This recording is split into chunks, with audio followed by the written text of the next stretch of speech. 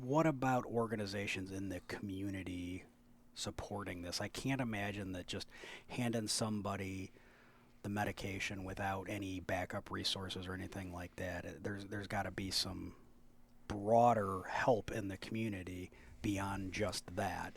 So you can talk to that a little bit. Yeah, so as far as getting people into recovery, giving them a Project Dawn kit is not going to do that. Sure. The whole purpose of Project Dawn is to just give them another layer of protection if they overdose and there's somebody around them who can administer it to them and basically keep them alive in order to go into recovery another day. That's the whole idea. Is like, let's just keep these people alive long enough for them to get better. But as far as actually getting into recovery, that requires lots of resources, and it's multi-modality. There's medication-assisted therapy, which is really what methadone and buprenorphine is. But then there's also all the psychosocial stuff and clinic follow-up and all the stuff that you really need to get people from being kind of controlled by addiction to getting into recovery and kind of getting control of their life. And that's kind of the ultimate goal, is to, instead of having opioids controlling the patient, we get them to where they are in control of their own life and living the life that they want. And that's the ultimate goal for these patients. And so that's kind of what gets more into the buprenorphine aspect of it and Suboxone, is because that gives these patients a means to actually get in better control of their life. Sure. The main way that kind of, well, it's good to know first how bup works, because that kind of explains how it can kind of help these patients. So buprenorphine is a partial opioid agonist, which means it goes to the opioid receptor and stimulates it. But it doesn't stimulate it as much as the other opioids. It stimulates it enough to treat all the withdrawal symptoms, Yeah. but not enough to cause respiratory depression or make the patient kind of get euphoric and high, at least if they take it orally. Now, if you melt it down and kind of snort it or inject it, you could actually get some euphoria from it. You're unlikely to stop breathing, even if you take a ton, but you can actually get euphoric, and that's why Suboxone, which is buprenorphine plus Narcan, it's like a fusion where if you take it orally, the Narcan basically gets pooped out. It doesn't minimally gets absorbed. You don't absorb it. But if you were to melt it down and inject it or snort it, then the Narcan would kick in and actually prevent you from getting euphoric from the Suboxone or from the buprenorphine, which basically makes it almost abuse-proof, which is nice. And so that's kind of two prongs of why bup helps. The other thing is that bup binds to the opioid receptor way stronger than other things, stronger than oxycodone, morphine, heroin, and to some extent fentanyl. And the reason that's important is if you are on Suboxone for years and then you happen to have a bad day and you relapse, which is a real risk with these patients because addiction is your brain is forever changed, and so you're always at risk of relapse. If you relapse and you take too much opioids, that's the highest risk of dying. And most of these patients know they have no tolerance anymore, and so they'll cut their dose in a quarter or an eighth or a tenth, but that tenth might still be too much, and they could die from that. But if they have bup in their system, they won't just not die, they probably won't even get high in that situation. So it kind of basically they relapse for a second, but instead of dying, they have another chance to be like, oh my goodness, like I gotta get back in recovery. I gotta get back so in. the whole goal of this is to keep these patients alive if they do relapse. In addition, by stimulating the opioid receptor, it treats all the withdrawal symptoms, and so you basically treat withdrawal. So that they aren't seeking more opioids. You make them feel better because withdrawal feels like you're going to die, so they just feel way better. And if they do relapse in the next day or so, they won't actually die. So it's kind of this wonder drug that does everything you need to do, and that will give the patient enough clear-headed thought to follow up. Because if you're withdrawing, you can't think about recovery. You're thinking about just making yourself feel better. But if you feel clear and you're not withdrawing and you feel good and you're not worried about getting your next opioid treatment, then you could think about, you know what, I'm ready for recovery. Like let's make some progress and take the next step. So you give people a chance to actually make that step and get into recovery. So it really is the best drug for this patient population. Nice. How are you carrying it, and when are you using it? So the formulation that we're carrying is sublingual films or tablets. They're often the cheapest and the most readily used. We carry both just for whatever we can get operationally. They're both used interchangeably. They're 8 milligram Bup tablets or films with 2 milligrams of Narcan built in, and we are giving two treatments right away. So we're giving 16 milligrams or two films or tabs, and then we're reassessing them and giving them additional 8 milligrams film or tab if they still have symptoms 10 minutes later. And so these are big doses of buprenorphine. The standard dose that we typically give patients is between is about 8 milligrams once or twice a day, and we're giving them 16 to 24 all at once, basically. And the reason we can do that is it just doesn't really cause any respiratory depression or serious sedation, so it's just a super safe drug. And the way that we're determining who gets it is they need to have a high enough level of withdrawal. So we use COWS score to determine this, which is the Clinical Opioid Withdrawal Scale or score. I don't remember what the S is. But basically, if you have a high enough COWS, then and you don't have any contraindications to Bup, we can give you Suboxone in the field.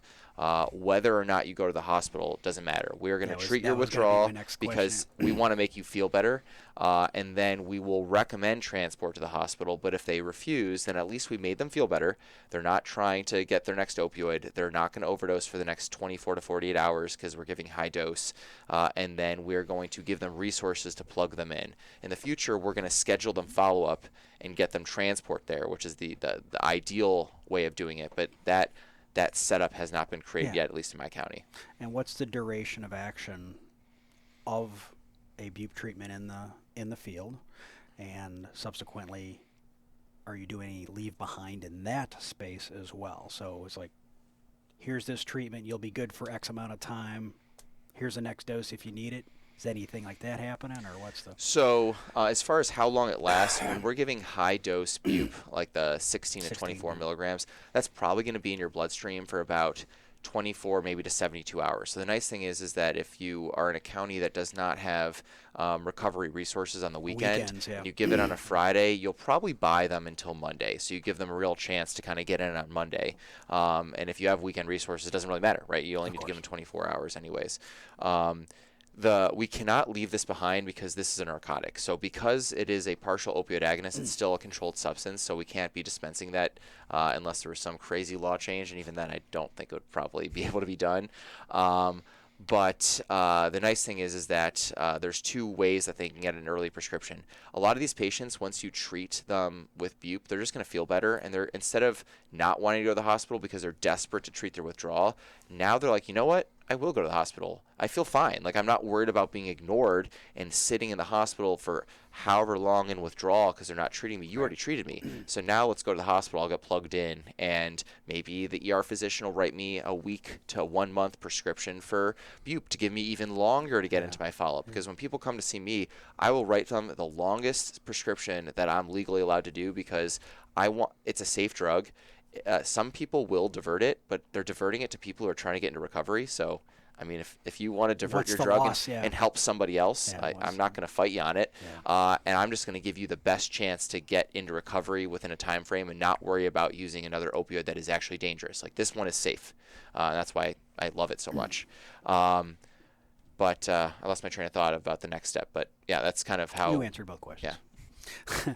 Well, I think UH is unique because when I trained in not a UH system, and coming to UH, we didn't talk about this. I knew Suboxone was out there, and even to the point where I was on my trauma rotation at a large trauma hospital that may also have an adult burn center in it, and we had a patient who had an opioid use disorder on service, and we didn't know how to appropriately treat them and even bridge them to a Bup program. Now I have that information. I wish I did back then to be like, oh no, hey, this is what we're going to do. We can not only treat their pain on service with buprenorphine, but we can also, this will be their long-term treatment that they're going to go on, and this is going to be their follow-up for it. So I didn't have that training in my residency, so I came to UH, and UH was big about pushing, like, hey, we want to get you X-waiver trained to be able to prescribe buprenorphine. I went through that. It was a great training program, and then we did the right thing in medicine and opened this up to everyone to prescribe, that you don't need to necessarily go through the specialized training to write this prescription for. So I think that you come to a UH hospital, especially, you're gonna have someone there that can write you a follow-up prescription as well as give you resources to see this is who you're gonna go follow up with. To have in hand, I have both either prescription or even better yet, I'm gonna have my pharmacy bring down, and you're gonna have a to-go pack with your buprenorphine in it, as well as who you're gonna follow up with to continue your treatment. Yeah, before we had this program, the only way you could get Bupe is you had to go to the hospital. And now we're meeting people where they are and getting them plugged in the field, whether or not they go to the hospital or not. But what we found is if you give them Bupe, they're much more likely to go to the hospital and get all their other care taken care of. Because patients who use IV drugs are at high risk for a lot of stuff. They can have bad infections. They could have, including infections of their heart. If you're constantly being controlled by opioids, you're not taking care of all your other chronic problems. And so getting these people to the ER to tee them up to optimize their health and plug them in can really truly save their life. And they may have never been willing to come if you had not given them opioids, or not opioids, sorry, given them Suboxone in that situation. So it can really, they can go from having a 10% chance of death in the next year to being never overdosing again, being kind of a productive member of society, being happy, living their life, doing everything they wanted to do, just because you plug them into buprenorphine. Yeah, that's awesome. I ask about the duration. What about time to onset? I mean, if somebody calls us, let's just say they call in with symptomology, they're not going to say necessarily I'm withdrawing, right? Or somebody happens upon somebody else as a third party and says this person doesn't look well, and we get on scene and they're clearly withdrawing. There's a history to support it. If we give them said therapy, how long before they're feeling better and have this clarity that you speak of? Minutes. Like it's very, very quick, which is really, really nice because these people go from feeling like death, like worst experience of their life, to feeling great very, very quickly, provided we give them enough buprenorphine in that situation.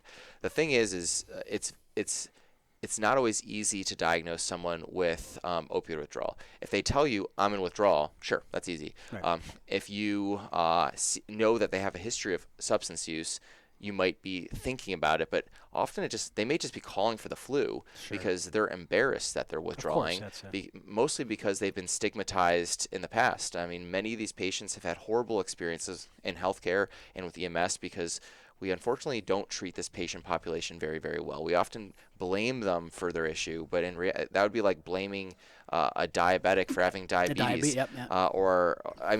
Yes, there are certain lifestyle things and certain choices that predispose you to that, but no one goes into any situation saying, you know what I want to do? I want to become addicted to opioids.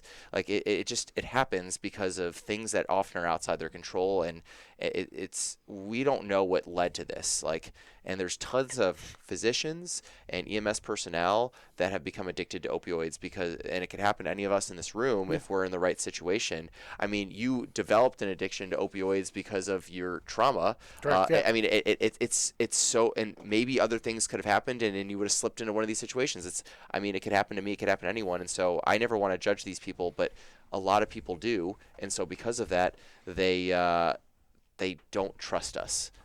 Not us personally, but maybe healthcare in general. Yeah. And we're looped in. Like they're assuming we're all like other healthcare professionals, just like some people assume that all people with substance use are the exact same person. And so we want to try to think outside the box when somebody calls with flu-like symptoms. Think, you know what, like this all is looking like opioid withdrawal. And then if you ask in a non-judgmental way of, hey, like your symptoms look a little bit like opioid withdrawal. Is that what you think this is? We have a medication that'll make you feel better. They're going to say, oh my goodness, like you're not judging me, you're trying to help me. Yeah, this is opioid withdrawal. And then boom, you can start plugging them in and helping them. Yeah. On one of our last episodes, you were talking about the soft skills of being able to establish rapport with people. That goes a long way to what he's talking about, and being able to get them the help they need simply by developing that ability to effectively communicate with people in a very short amount of time, which we by default kind of get good at as being emergency medicine, being EMS. Well, you have to, right? Like especially if someone has a substance use disorder, that if they've had bad instances before, and even now, even though we're getting better about the terms we use and trying to decrease stigma of it, there's still bad actors out there. I even stumble over picking the wrong words sometimes, because it's habit. But getting into be like, oh hey, like, do you have a substance use disorder? Or have you in the past? Oh yeah, I have. Oh, I've been in recovery for 8 years. Great, that's fantastic. You've been in recovery for 8 years. Or having that conversation where I'm in a lot of pain, or well, if you've had an issue with substances in the past, do you want us to avoid narcotics in you? Oh yes, absolutely. I do not want any narcotics. Happy to work with you from that standpoint. And because we've talked about substance use earlier today, and now we're doing it later today, and we talked about a patient that we had, I think, long-term transport from one facility to another, that maybe we need to expand our drug box to include buprenorphine for substance use disorders and withdrawal, and maybe just I have a patient who has a substance use history, might already be on bup, they're in acute pain, and I want to treat their acute pain with buprenorphine. That might be the better way going forward than maybe some of their Toradol. We talked about using ketamine earlier, which all good choices, but honestly, if you're already on buprenorphine and you say that works great for me, I'm going to give you more buprenorphine. Oh, you can do that? Yeah, absolutely. Let's give you some more bup. It still stimulates the opioid receptor. Maybe not as much as fentanyl or Dilaudid or morphine, but it stimulates it, so you get some relief. Sure. For sure. What I was thinking about saying earlier is that one thing that we want to do is do harm reduction, right? And I want to touch on that a little bit, that you brought it up, like we have to worry about people, IV drug users getting endocarditis, which is a bad thing. There's a lot of increased risk for HIV and hepatitis C, which is the bigger things. And that goes along with risk reduction too, that if I can get them away from that and reduce their risk there, that I don't have a concomitant hepatitis C infection to worry about. I don't have an HIV infection to worry about. I don't have to worry about them if they haven't thus far developed endocarditis. You're going to reduce your risk for developing endocarditis as well. So it overall is better outcomes for them to reduce their risk. If you're talking about 5 to 10% mortality in 1 year for a 20-year-old, right? Which especially if they're male, their highest risk to die is going to be doing something stupid. Here, hold my beer. I'm going to go be a trauma patient now. Right. But I mean, that's amazing to be able to do that risk reduction. Yeah. I mean, I think it really comes down to if you show your patient that you're in front of, that you care about them, they will feel that. And the number of times I've talked to a patient with opioid use disorder in the ER, and I sat down next to them and talked to them like they were a normal person, and they just broke down and cried and said, "You're the first healthcare person who's ever treated me like a human." I felt horrible for them that all I did was treat them with respect for about a minute, and they're crying because no one else has done that. And that just shows not what I did that's great, but just how bad healthcare has been to them. And of course they don't trust us because no one treated them well. And I just treated them normal. Like, and it just, and if you treat them like that on the field, and yes, we all know some of these patients are difficult to deal with. Like, they're having a really bad day, they just overdose, they're in horrible withdrawal, they feel horrible, but we just need to not take that personally and just show them that we care about them, and they will turn around most of the time. It's amazing. Not one of us signed up to do what we do for people on their best day. Right. Like, we're seeing everyone on a bad day, including this patient population. Correct. 100%. Right. Well, 9 times out of 10, we see them on their worst day, right? Yeah. That's 99% of our population, unless you're dealing with your repeat guy who's been in there 3 days in a row. Yeah, but, that's his baseline. Yeah. But we deal with people on what they feel is their worst day. But to him, it's his worst day, right? It is. To him, it's his worst day. Yeah. Well, and it goes back. We can't. It's hard to define. It's hard for us to define an emergency, right? Right. Emergency is what they perceive themselves to be into, and that's what we're here for. We're here for what they believe to be an emergency. I can't pass judgment on that. They think that that's what's going on. I'm here to make sure you're going to be safe, and there is no life threat now, and I can make you better.